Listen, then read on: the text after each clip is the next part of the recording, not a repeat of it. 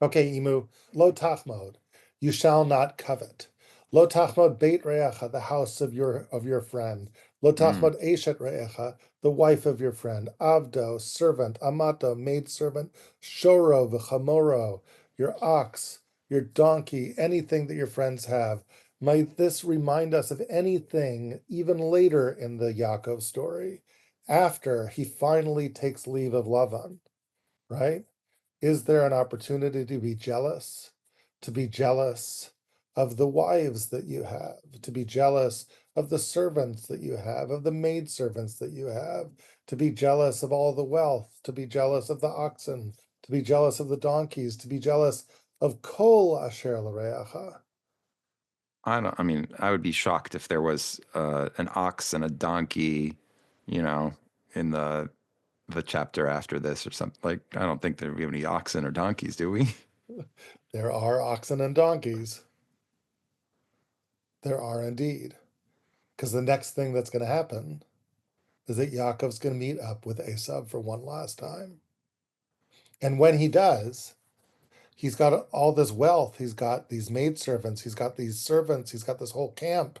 He's got this whole household. He's got donkeys. He's got oxen. He's got everything.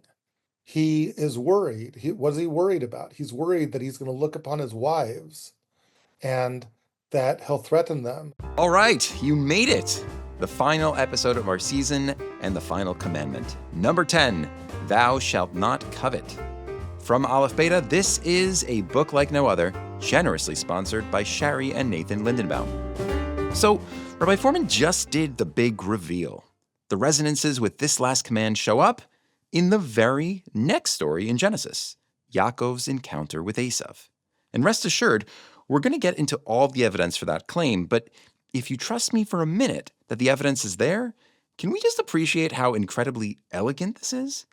I mean, that this whole sprawling trail of connections we've seen between the commandments and Jacob's story ends up here, full circle, back to the conflict between these brothers. Now, it's been a long time since that conflict, both in the text but also since we've discussed it in this podcast. So, to set the stage for our reading of Yaakov and Esav's final encounter, we're going to put aside the oxen and the donkey and actually the entire 10th commandment just for a bit. And let's go back to Genesis 27, back to the original deception itself. Now, what I want to do with you is share with you some tape where Rabbi Fohrman and I explore what the day of the deception might have felt like for each brother and the wounds that they each walked away with. Wounds that might still have been haunting them when they meet again. Hey, Emu, I want to go back and sort of play a little game with you, which I sometimes like to play, which is like, what if you were there? Sort of, it's one thing to analyze these stories from the perspective of readers of the story, paying attention to all these literary clues, playing detective, and that's one sort of perspective where you're kind of a third person looking in at the lives of these people. But one of the things that all literature does, and the Torah is literature, when you tell a story, is the author is kind of asking you, the reader, or beckoning you to not just read as a third person, but maybe read as a first person too, which is to kind of adopt the position of the character in the story and see yourself vicariously living through their eyes. So I want to ask you to kind of put yourself in the shoes of Jacob and of Esav, and to sort of ask yourself, what is this story like from each of the perspectives? Okay, so if you are Esav, if I can just interview you, if I am, Bobby, pal of Esav, and I see Esav kind of looking glum, I say, hey, Esav, what's going on? What happened yesterday? You're so excited. Your dad told you to go out on this hunt. You were going to bring him back game. You looked like really into it when I saw you hunting that deer yesterday, but now you look like kind of out of it. What happened over there? My brother, Yaakov Healy, as we like to call him, he healed me once again. Would you believe that he dressed up in my clothes and went to dad and he pretended like he was me and he got that blessing that was intended for me. That sounds like a really awful kind of setup. But let me ask you, like, how did Dad feel about that? I mean, like, it's one thing for, did Dad like in He the was just end, as upset as I was. He was really upset. I saw him shaking. And yeah, he was really upset. That Yaakov, that dastardly Yaakov. can I ask you just a little personal question? I mean, just stop me if I'm treading on thin ice over here. But like once Dad realized, did he did he give you a blessing? Oh, look, I asked him, like, do you only have one blessing? Like, what about me? Why didn't you save me a bracha? Um, and look, he did have another bracha for me, kind of after I asked him.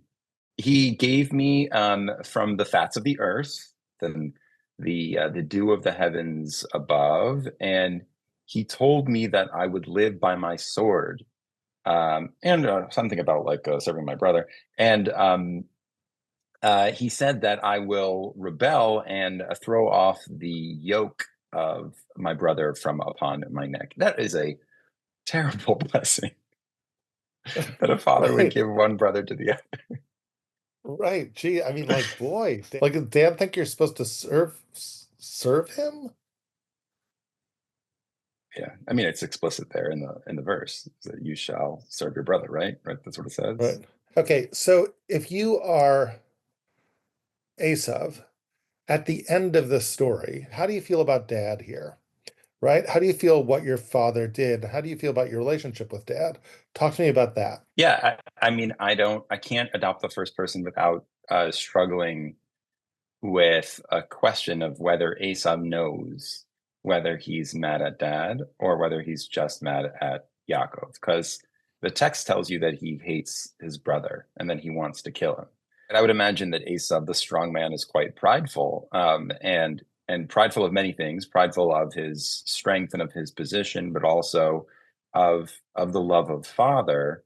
And he's lost all of that in one fell swoop, right? Like now, father who had always loved him and prided him just immediately allies with the other brother, and gives you a bracha where you're going to be the servant of the other one. Yeah, And like the silver lining is that from time to time you'll throw off the yoke of oppression. It's the way the text tells it, Esav was sobbing. yeah, He was yeah, yeah, screaming, "Vayitzak yeah. tza'aka gdola amara," right? Here's this prideful man reduced to tears, right? Over this terrible notion that his father doesn't love him enough to give him a blessing or to somehow make it right when he asked him to go out hunting. So if you are Esav, the shattering truth which you're left with, which you find so uncomfortable that you couldn't even tell your best friend Bobby when Bobby's talking about it because it's so deeply shameful or humiliating, is that you're not, began the day thinking that you were this favored child that your father loved, and you ended the day wondering whether father loved you at all. Let's switch gears and ask what it's like to be Yaakov. So now you're Yaakov. You are on your way to Lavan's house. You're absconding. Your brother is trying to kill you. You're running away for your life, right? And I am your buddy, your friend, right? Who just catches up with you for a few moments, and it's like, Yaakov, like you're running away. I get it, but before you leave, just so, like I understand because you are my buddy, you're all my pal. Like, you know, this blessing, is this like, is this great because you got that blessing? Or like, are you happy at least now? Does this what you wanted, or did this all go wrong? So it's a good question. My nosy friend, the nosy friends of Esav and Yaakov. I did get the blessing, but the truth is, now that I'm running away, I thought I was stepping into true firstbornness. I thought I was stepping into being recognized as my father's heir. And in the blink of an eye, I have nothing, right? Yesterday, I wasn't the firstborn, but I had home, I had family, and now I have nothing. But at least you got that blessing. At least you finally got that recognition from dad. I don't even know. I don't, that's confusing to me because on the one hand, he said the words, but when he was looking at me, and he didn't know it was me, right? He couldn't really see me. He couldn't feel me. I don't even know. Maybe on some level, deep level, maybe he thought it was me, but I don't know. He thought he was blessing my brother. So, okay, so if you step out of that for a moment, and thank you for playing Yaakov there, it's so striking that both Yaakov and Esav end the day with this deep crisis, thinking like, does father even recognize who I am? Does father even value me? Each for their own different reason. For Yaakov, it's like, sure, I got something great. My dad told me these wonderful things, thinking I was someone else. It's actually a good point because I think you make this point in your book, which is that when Yitzhak says Gam Baruch Yihiyeh, he really is bestowing the blessing to Yaakov. He's actually saying that thing that I thought I was doing by blessing Esav. Retrospectively, I'm glad Yaakov finally was emboldened and showed me that he could take action, so he does retroactively deserve the blessing. But I'm only realizing now that Yaakov never knows that. Who does he tell Gam Baruch Yihiyeh to? He doesn't tell it to Yaakov. That's interesting. He Tells tells it it to to Esav. he tells it to Esav. This strange blessing situation where he devastated both of his sons Yes. because he tells Yaakov, who he thinks is Esav, right, that Esav should be blessed. So even though Yaakov's pretending that he's Esav, he's walking away feeling hollow because he Yeah. really thought he gave the blessing to Esav. But then he turns around to Esav and he didn't say, "Oh, no, no, no, I thought I was giving it to you." He's like, Exactly. "Ooh, it was Yaakov. That Yaakov, he'll stay blessed." Right? Like, Yeah. so he told, Right. devastated both of his sons. Exactly. And the weird thing is, if you're Yitzchak never went into that day wanting to do that. He was just like, oh, I have this son I always love. I'm going to bless him. It's going to be great. The day is just a net plus, right? I'm going to walk out of there much closer to Esav. And Yaakov understands his place in the family. He always did. Right, He was the right. heel, he was the second in charge guy. Right. And interestingly, remember, Vayikra Shmo Yaakov. He called him Yaakov. They both called him Esav. Vayikra Shmo Esav. But that name Heel, it was a name that Yitzchak gave him, a second in charge name. From Yitzchak's perspective, Yaakov has a place. He's made peace with that. And here's a moment for a celebration of Esav. And look at the devastation for him. He may not even know, but out of that day walks two children that both have this shattered vision of whether father really regards them at all. Okay, so with this psychological portrait of Yaakov and Esav in mind, let's fast forward in the text, past Yaakov running away, past his stay with Lavan and his escape from Lavan, back to the brothers' reunion and its resonances with commandment number 10. We are now decades after the deception and all the devastation that came with it, and whatever wounds still linger internally. Externally, Yaakov is in a very different position. Like Rabbi Fohrman said earlier, he's rich, he's loaded. He's got servants and livestock, and to my surprise, the way all this wealth is described really does echo the language of Lo Tachmod. You shall not covet your neighbor's wife, or slave, or ox, or donkey. Our first clue that this event and the commandment may be connected. So this is the coolest thing ever because just a few, like 2-3 verses after this Galaad event, when we find out about Esav marching towards Yaakov, Yaakov says in chapter 32, verse 6, Vayhi li shor v'chamor. I have oxen and donkeys, tson ve'eved v'shivcha. I've got, sheep and I've got an eved and, I've got a male servant and a maid servant. And There it this is is. the language of the Ten Commandments, It's literally right? the language of the Ten Commandments, literally down to the ox and the donkey. Want to know about ox and donkeys from the And the Ten slave and the Commandments? maidservant, And the slave and the maidservant. I right? got They're all all this there. stuff. Right? And I'm just telling you because I know you'd be so. I mean, like, this is putting this stuff out for the possible jealous eye of Esav. The last time you saw him, he was so consumed with jealousy that you took his blessing that was going to reward you with all these riches. And now he sees all these riches. How's he going to feel? Going to be super jealous. He's going to be super jealous. And then the messengers come back and he's got 400 men. He's coming after you. Yaakov prays, and then Yaakov does something. What does he do? he sends gifts to his brother. And as he sends gifts to his brother, he says to those bearing those gifts, look, achapra panav b'mincha holechet lefanai in verse 21. Acharei ken erai panav ulai yisa panai. Maybe Esav will lift up my face.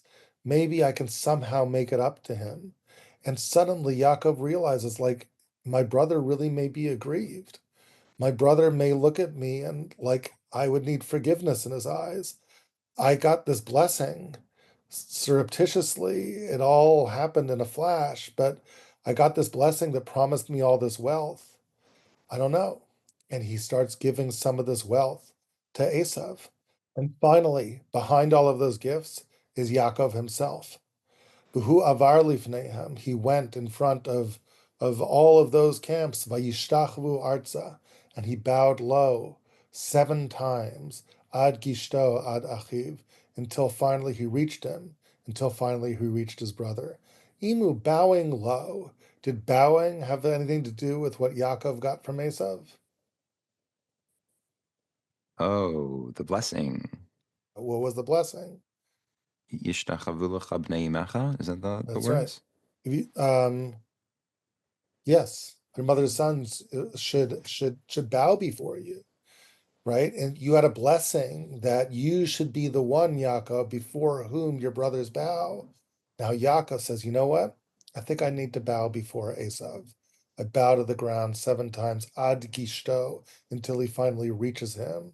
In the purloined blessing, Yaakov had come forth and had approached Yitzchak, and now Yaakov is approaching Esav, coming to Esav, and Vayaratz Esav likrato, and Esav comes and he runs towards him, Vayichabkeyu, and he hugs him, Vayipol al tzavarav, and he falls on his neck, Vayishakeyu, and he kisses him.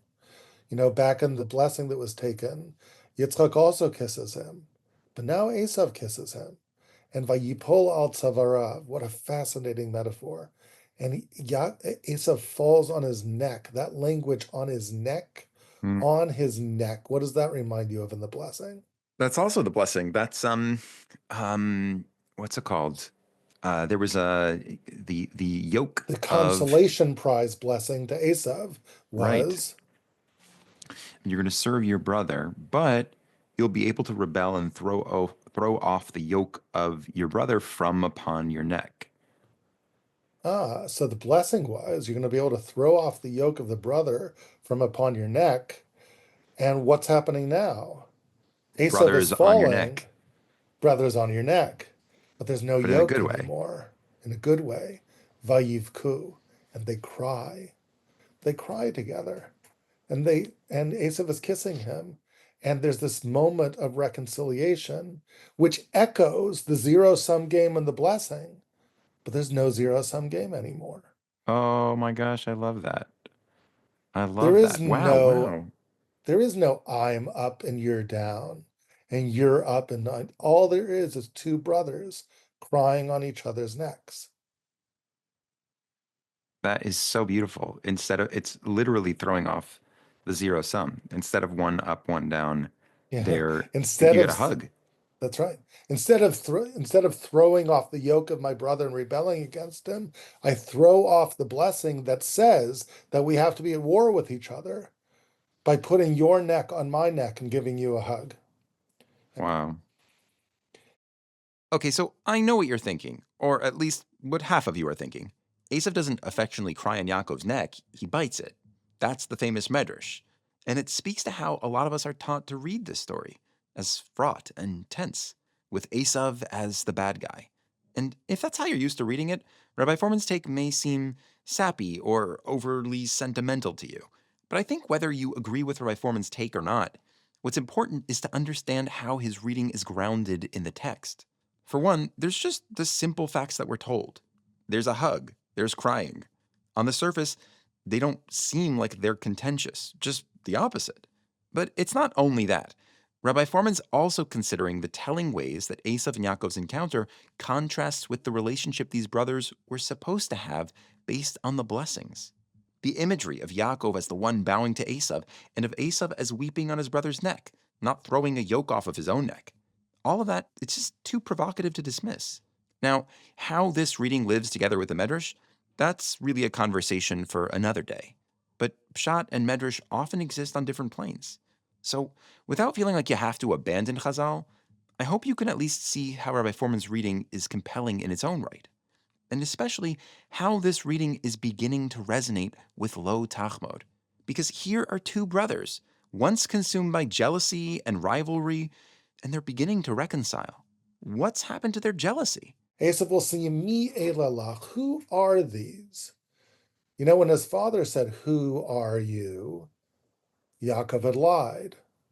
And now perhaps Yaakov could worry Esav, might be threatening him. Who are these kids? And Yaakov is truthful. Hayuladim asher chanan elokim et avdecha. They're the children, but they're not the children that I was promised in a blessing. They're not the children I deserve. They're the children I freely got from God. This is the moment that Esav could have been jealous of all the wealth and all the blessings. And Yaakov perceives that and says, you don't have to be jealous. God was kind to me for reasons of just grace. He just gave this to me free, and these are these children. And here are these maidservants, and they bow, and the children bow, and Leah bows. And all of that bowing is a way of saying, I'm not asking you, Esav, to bow. I can bow before you also. I want to share this blessing with you. I want you to have some of this blessing. And at that point, Esav comes and says, you know what? I don't actually need all of this. Yeshli Rav. I have enough. Achi, my brother. Yehi lecha asher lecha. I don't need all of this. It's in essence Esav saying, I'm not jealous. I'm okay. I have all the wealth I need. You can have what you have. I don't need it.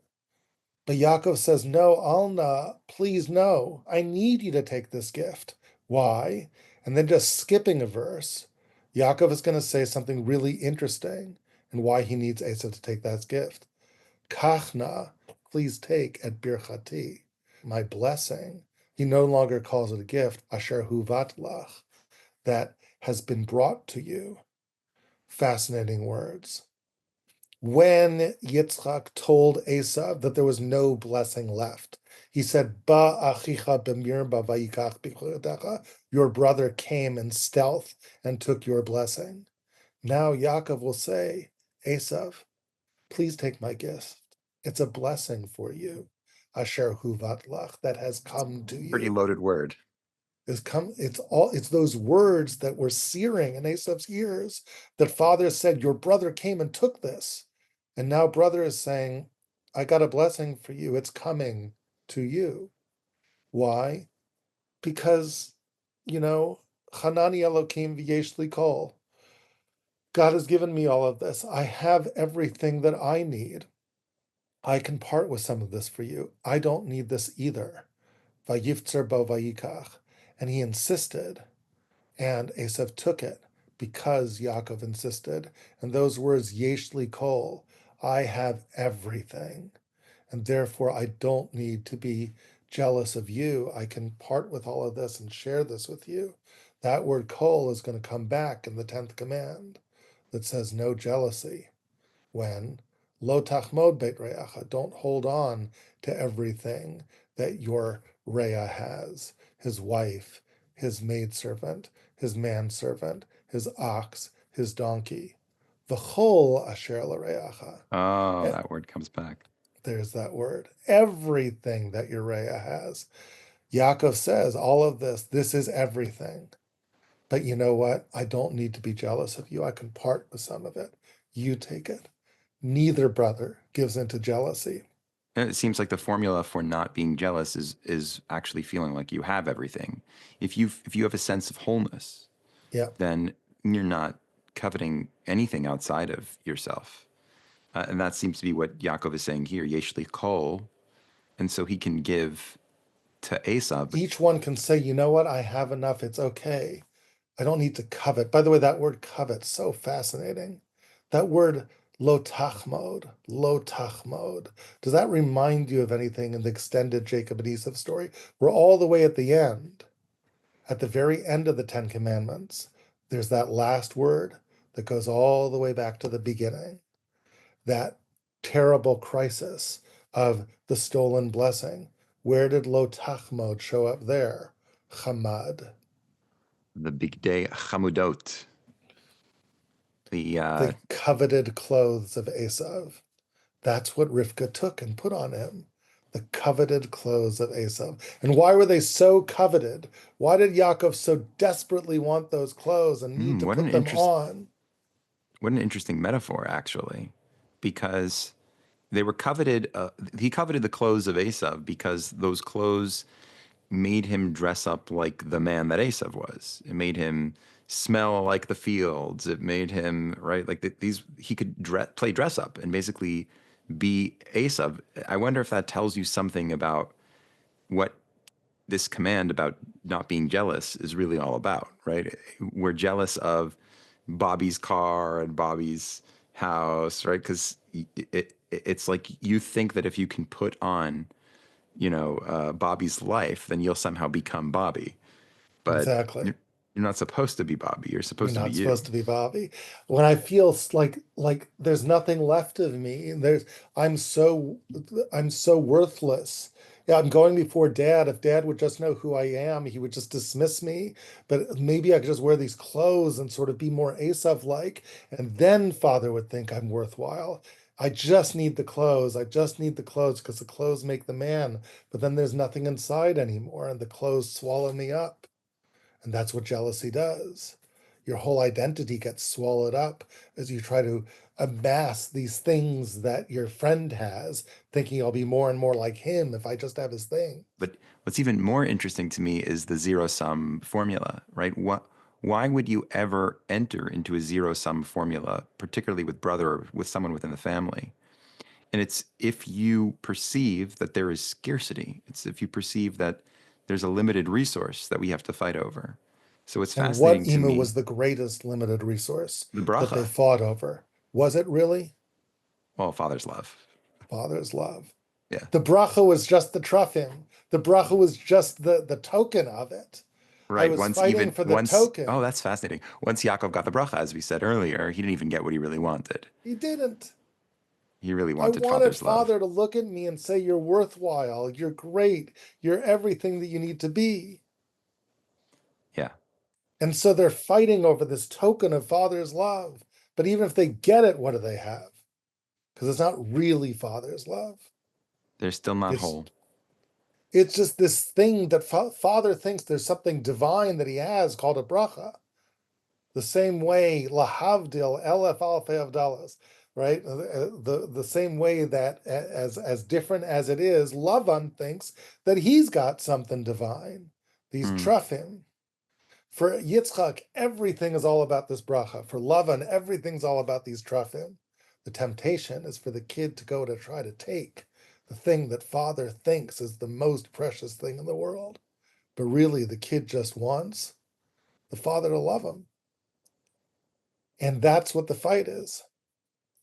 The problem is neither, right? Yaakov has not come back to Yitzchak. And for all we know, Esav hasn't either. You're saying they're economically whole. Yep. They feel like they have lots of stuff. And maybe they can like look each other in the eye and give each other hugs.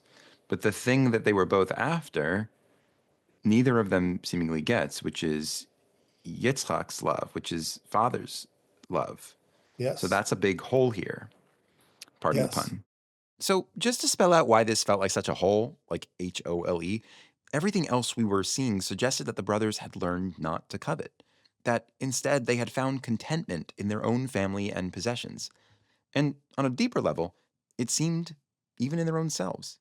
If Lo Tachmod is calling back to how Yaakov dressed in Esav's coveted clothing, then this moment of reconciliation is almost like the moment that Yaakov takes that costume off. He doesn't want to be Esav anymore. He seems to have found wholeness, this time WHOLE, in who he is. And we were speculating that maybe this is the commentary that Genesis was offering on the commandment. Like the Torah was telling us that you can covet and covet and covet every piece of someone else's life, but you're not going to get what you want if what you want is actually to be someone else. So far, so good. Only here's where things were getting tricky. There was something Yaakov and Esav wanted that wasn't oxen or donkeys or the latest look in ancient Near East outerwear. There was a real loss that they were both suffering. They both had this searing doubt that their father really loved them, or at least loved them as much as he loved the other brother. So even if they had overcome all of their other jealousy, and it wasn't about the wealth or the blessings or any of that anymore, it was hard to believe they didn't still want something, that they didn't still covet the love that they thought that the other had. Now look, if all they had learned was not to lust after the superficial objects of their jealousy, not to think that that would heal their actual wounds, I think we can all agree that that's still a valuable lesson and very relatable. But if the Torah is trying to tell us something more ideal about finding actual wholeness, well, then again, we were left with a hole. So, something you should know about Rabbi Fohrman's methodology: he doesn't actually set out to address big conceptual issues like the problem we were just discussing. The Torah is often just not that neat, and we just have to live with complexity. Sometimes there are still holes left in the story. But in this case, he had noticed something, a little detail that's easy to gloss over, but kind of strange when you dwell on it. And when he did dwell on it, well, it seemed to fill in our hole. Here's the detail that he noticed. If Esav and Yaakov are having this moment of mutual non-coveting, shouldn't the story end with each saying, "I'm good, I don't need what you have"? But that's not how the story goes. Until finally, Yaakov and Esav at the very end say, I don't think I need these things. I can share them with you. And Esav is like, I don't think I need these things either. I think I'm okay. Except that Yaakov says, I need you to take these things. Could you do it for me? Why does Yaakov need Esav to take those things so very much? So You're Imu, you and referring I to the were, fact that he pushes him to take the yes, mincha. Like at the you'd very think that end, it's, you think the that it's, nice the nice you thing think here would that's, be for both yeah, of them to be Buddhists and renounce, all yes, of their possessions, their above possessions. But actually, it seems to be really important to Yaakov that Esav, who just did the most wonderful thing in the whole world, and say like, "I have enough. I don't need it. I'm good." right, But Yaakov like really pushes him. Like Bo, right? He pushes yep. him, and then Esav takes it. Why does he need to so much? And so this brings us to a verse that I skipped over before. It's verse 10 in chapter 33, right? And it's such a difficult verse to read. This is Yaakov trying to tell Esav that he really needs Esav to have the blessing. He really needs him to have this gift. Vayomer Yaakov, Alna, no, please, don't deny this gift.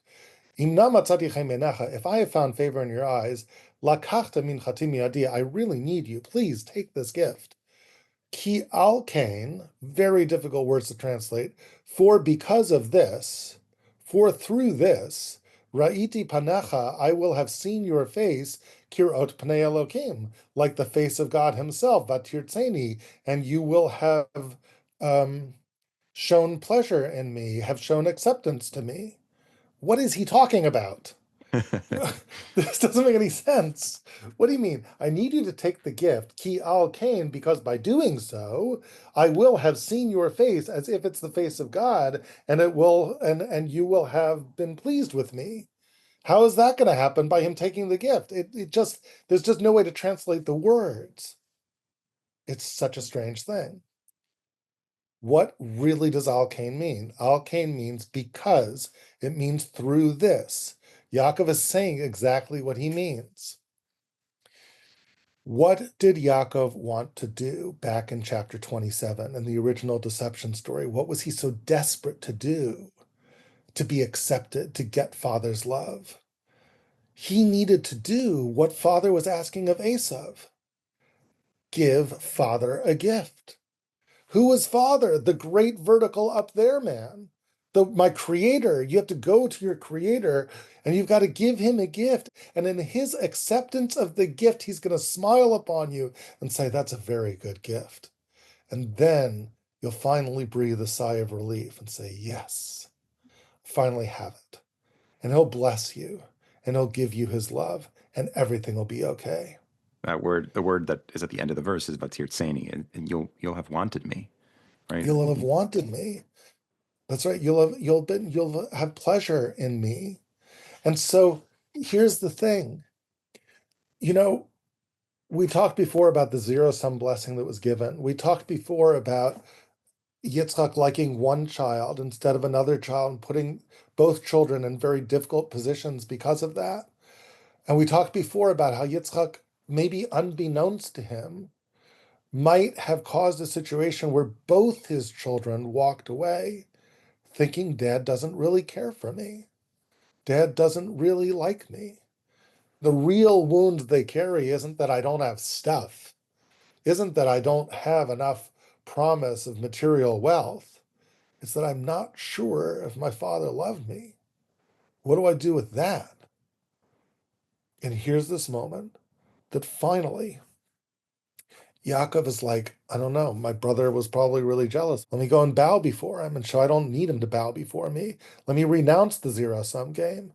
And Esav runs to him is like, I'll renounce the zero-sum game. I'm not going to rebel against you and throw the yoke off of my neck. I'm going to fall on your neck and cry. And Esav kisses him and bestows love upon him. And Yaakov says, love? You, big brother? You're bestowing love upon me? 1 second, hold on a minute. I need you to take this gift. I need you to take this gift. He says, I don't know, just take the gift. I'm not going to take the gift. No, I need you to take the gift, and I'll tell you why. Because Alna, if you like me, please take the gift. Ki al kain, here's those words. Because through taking the gift, you are going to play someone for me. You're going to play dad. Ra'iti panecha, looking upon your face, will be looking upon the face of the ultimate creator, God. By the way, interestingly enough, he had that vision that night of seeing what Chazal say, the sages say, was the angel of Esav and battling with him, and seeing the angel of Esav almost as this angelic Esav being. It's like Yaakov channeling that is like looking at you. It feels like looking at a heavenly being, like looking at a creator myself. It feels like looking at a creator, Vatirtseni, and the creator is pleased with me. The creator wants me. I can give a gift to my creator. It's like Esav is standing in as a father for Yaakov. And then Yaakov says something else. I will stand in as a father for you. What was the wound that you had, Esav?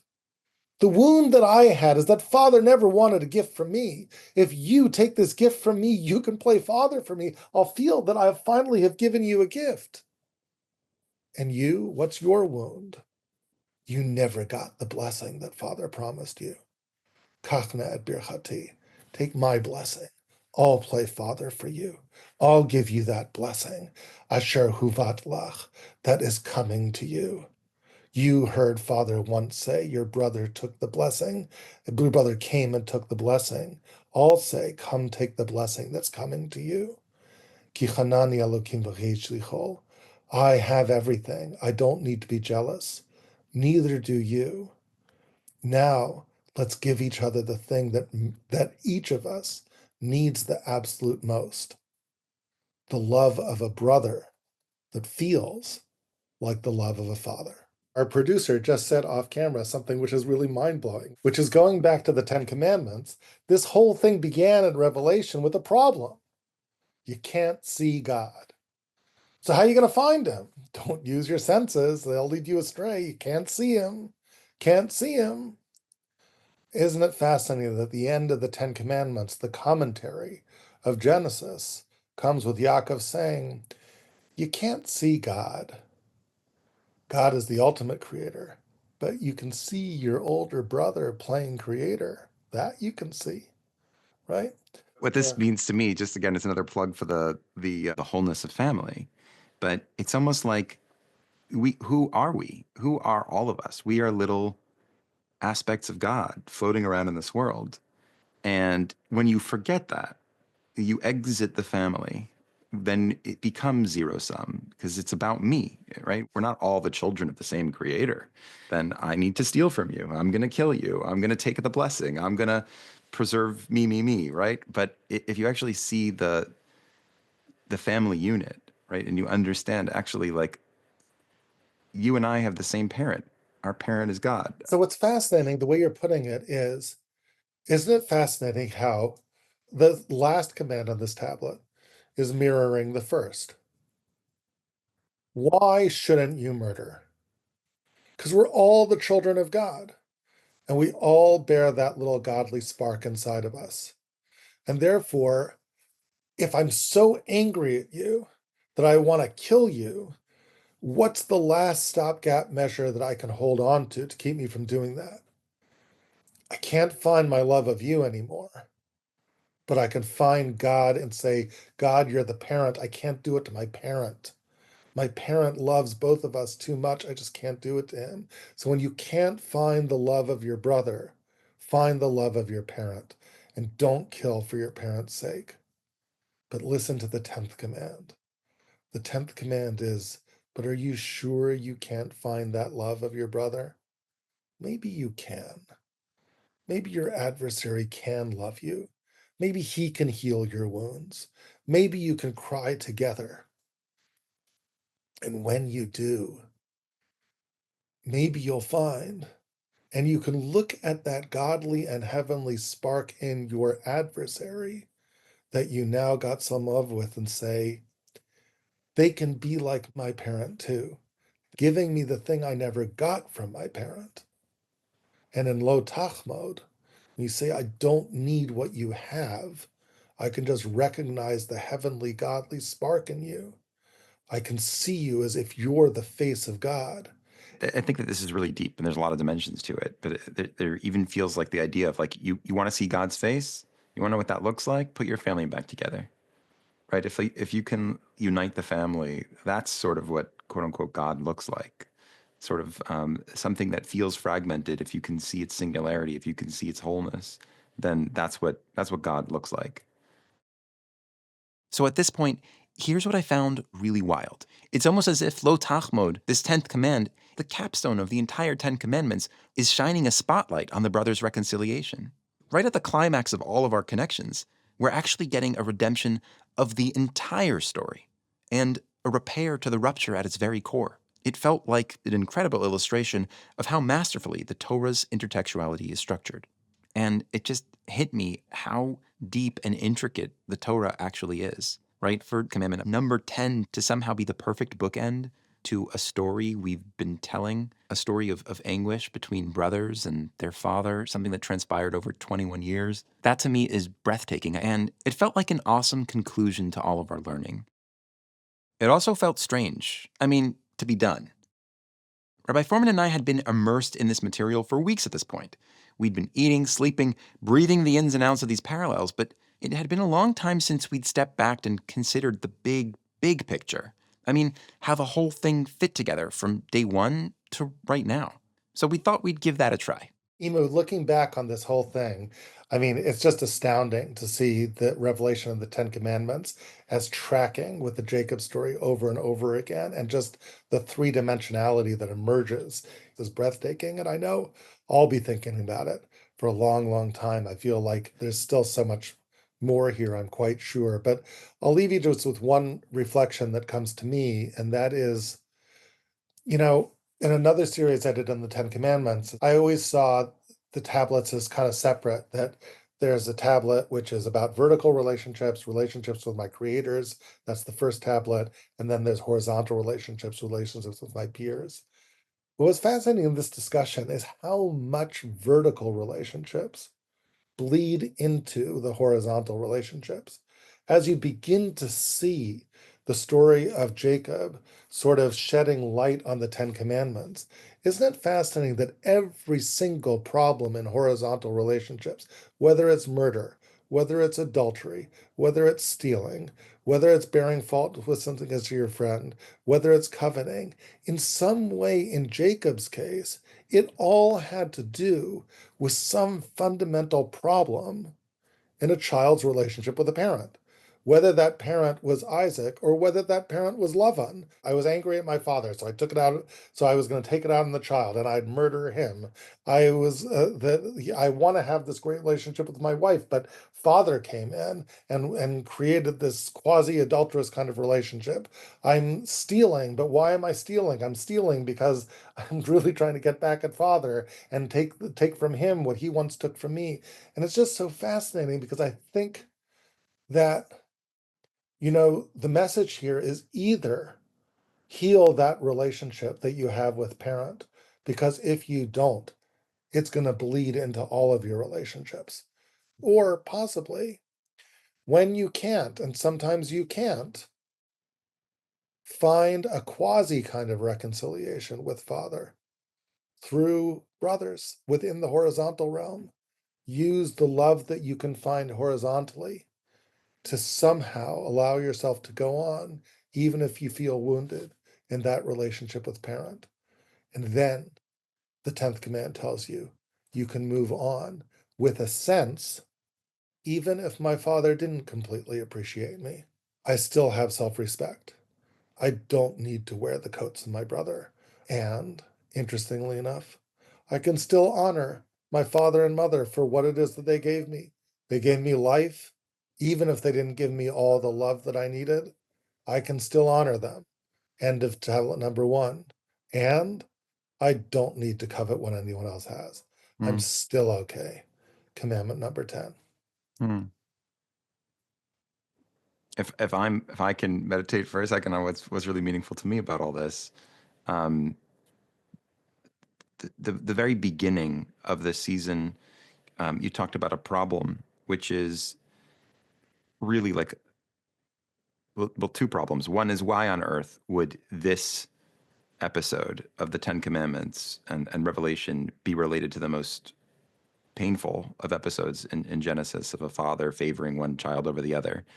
And you talked about the problem that God has, which is here is Father, God in heaven, needing to reveal himself to child, but knowing that child really is not going to get it. They just will not understand, who am I really? And the same problem is what plagues Yaakov. He's son who knows that he's not truly seen in every way by Yeah. Father. And what I'm floored by again and again in the Ten Commandments is that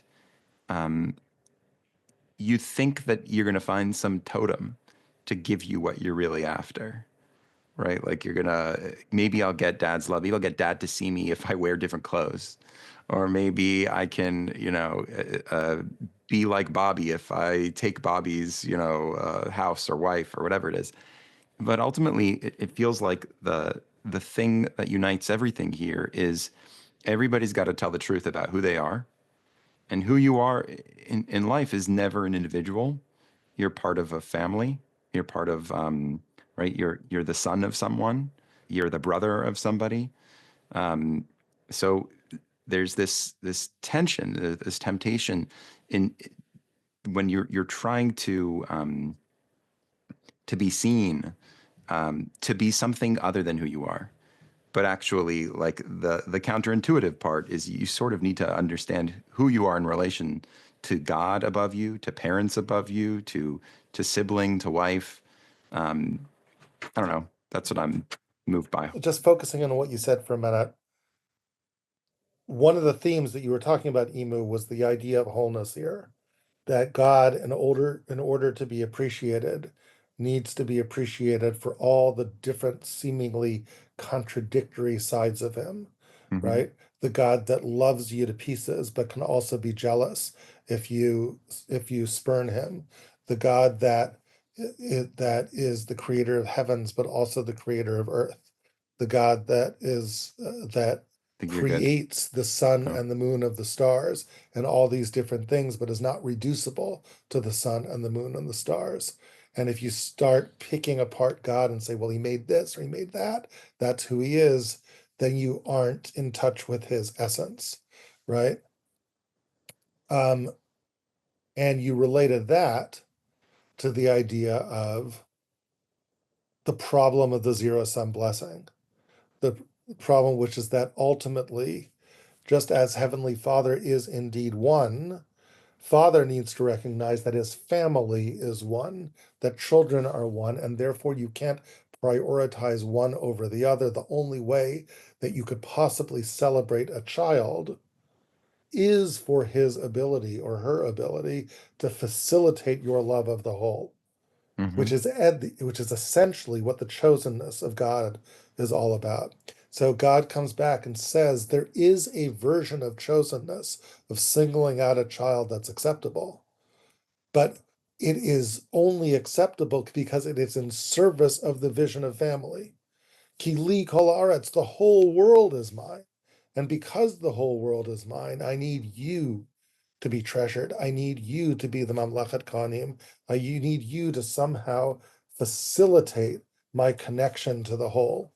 And that's God's response to the blessing of Yitzchak. And then we get back to this question, which is like, oh, but like, how could it be that there's this awful story of subterfuge and pain and dispossession and children thinking that they're not loved? And that becomes the story out of which our chosenness emerges, out of the ashes of that story. Why out of that story? And I think maybe the answer to that is that's the people who got that blessing are exactly the people that I need to be my representative nation to the world. You got to find your way to dig your way out of that hole. This is life. Life comes with children that don't get all the love they want from their parents. Life comes with rivalry. Life comes with sometimes your brother wants to even kill you. Life comes with abusive father-in-laws. Life comes with all of the pain and difficulty that emerges from this story. Your challenge is to put it back together again.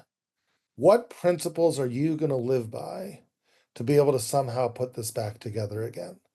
Those principles, I think, become the 10 Commandments. What happened in this story that was good? What happened in this story that we can build on? That'll become a law. Lo tirtzach, right? How did Esav refrain from murder? That's an amazing thing. Let's put that in the 10 Commandments, right? What things went wrong? Okay, let's correct them. Lo ta nebreach shaker. Don't do that. That's not a good way of testifying. We're not going to want to do that, right? You're going to build on this. You're going to figure it out. And when you live by the laws, then you're going to show the other children in the family how you're supposed to live to be godly. That's what it means to be godly. To deal with all of this pain and struggles and find a way to make up with your brother and to kiss him and through that find a way to live. And if the other children in the family, if the other nations in the world can look at that and say, boy, these guys crawled out of quite a hole. Look, they managed to put together a life for themselves by living by some decent laws. Maybe there's a model here, right? Then now you're doing what it means to be a Mamlechet Kohanim V'Goy Kadosh. So pause right here, which is actually what Rabbi Fohrman and I did at this moment too. You know, everything Rabbi Fohrman was saying resonated with me, but it also left me feeling, I don't know, kind of awkward. And it wasn't just me. He was feeling it too. Because this attempt to summarize or find a guiding principle through this whole season, neither of us felt like we were doing such a great job of it. So we paused the tape and considered cutting everything from like the last 9 minutes. Everything since we started this big picture reflection. The only reason it's still in the podcast is because our producer went rogue. So if you liked the last few minutes, thank her. And if you didn't, blame her. Here's the thing. It's not that we disagree with anything we've just said, like the strange way that parental relationships dominate these parallels. The challenge of finding wholeness in a place of fragmentation, the acknowledgement that life is messy, that sin comes from a very human place, and that chosenness is not a gold star, but a familiar responsibility. All of these are striking themes that emerge from our learning this season, and they're all worth, I think, reflecting on even more. But what made us uncomfortable was the exercise itself. Stepping back and trying to say that this is the lesson or the grand thesis of the season. It felt too ambitious, too artificial, like we were trying to wrap up a galaxy with a bow. The truth is that we were still in the middle of processing and just trying to understand everything we'd seen in the text ourselves. So, we decided to do is just leave it to you, dear listener, to figure out your own grand thesis. And we hit record again, this time trying out a different approach to ending our conversation. One less focused on what we had learned, and one more focused on how we were feeling. So, Rabbi Fohrman, I just want to ask you, after having seen all this, right? Like, I know every time we talk about it over the last few months, you're surprised again and again and again by what you see. But what are you thinking? What are you feeling, having worked on this for a while now? I'll tell you the honest truth. I feel this terrible sense of trepidation and awe at the same time. The Ten Commandments should parallel the Jacob story at all, even one little connection. It's like, that sounds crazy. Like 37 different connections in order with like implications for how to understand the Ten Commandments. To me, it's breathtaking and awesome. I just feel that there's many, many implications here, and many mysteries.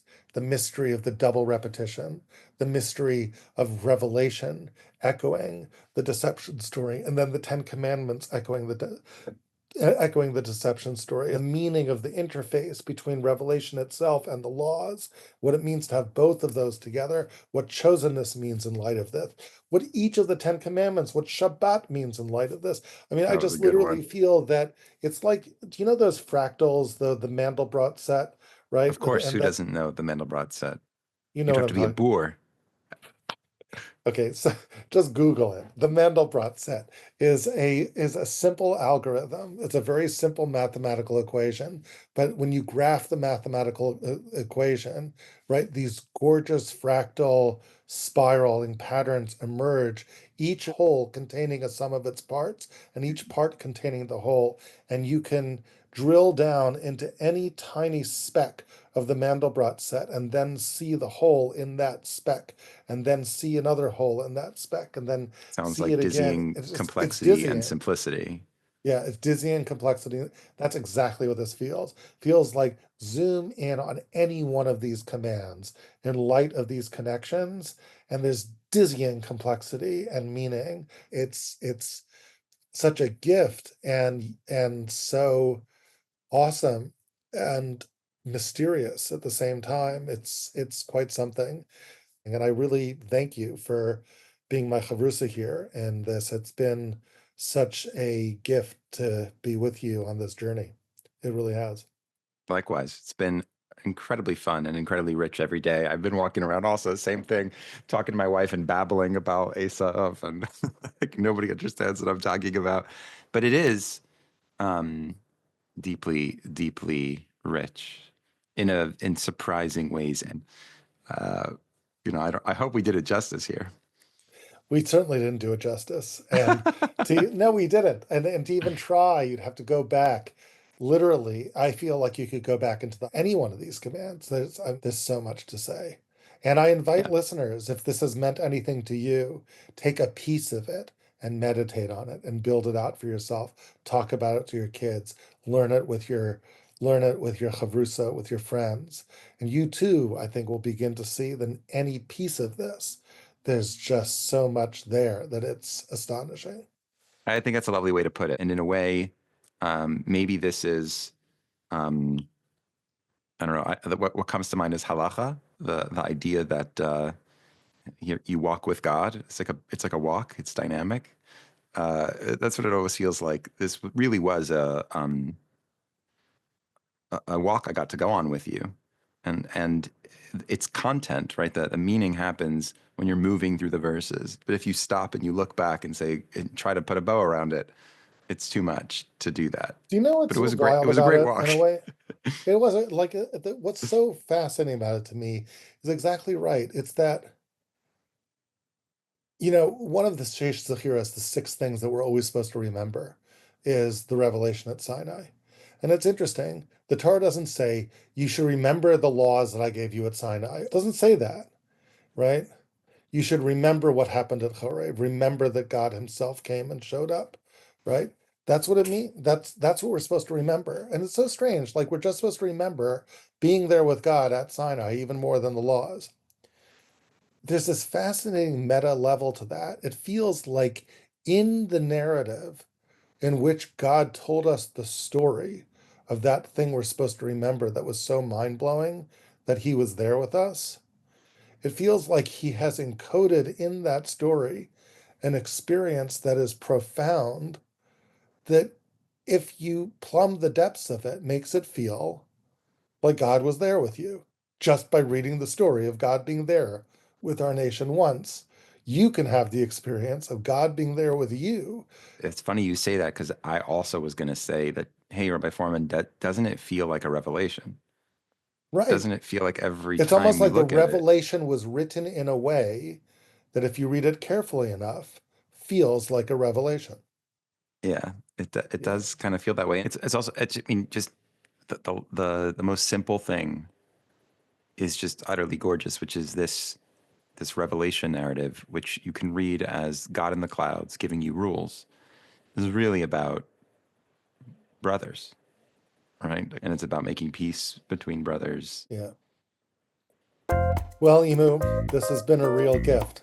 Until next time, thank you for being my chavrusa. We got to do this more often. This is great. Yeah, Thank you. thank you. So you may have heard me say that this podcast is a product of Aleph Beta, and I just want to take the time to tell you what Aleph Beta is.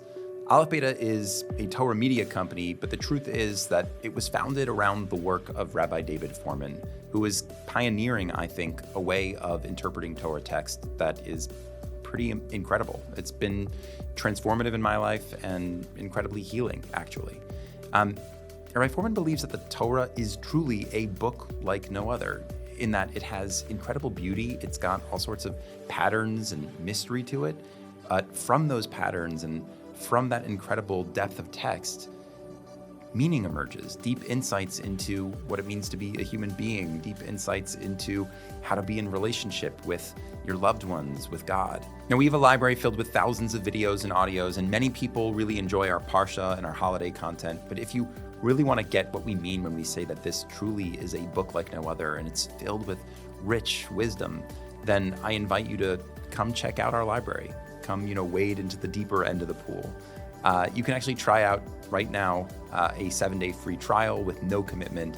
And after that, a small membership fee gives you access to the entire library. And membership, by the way, is the best way to support everything we do. So if you really love what we're doing and you want to support it, it would mean the world to us. I hope you'll check us out. There's a link in the description below.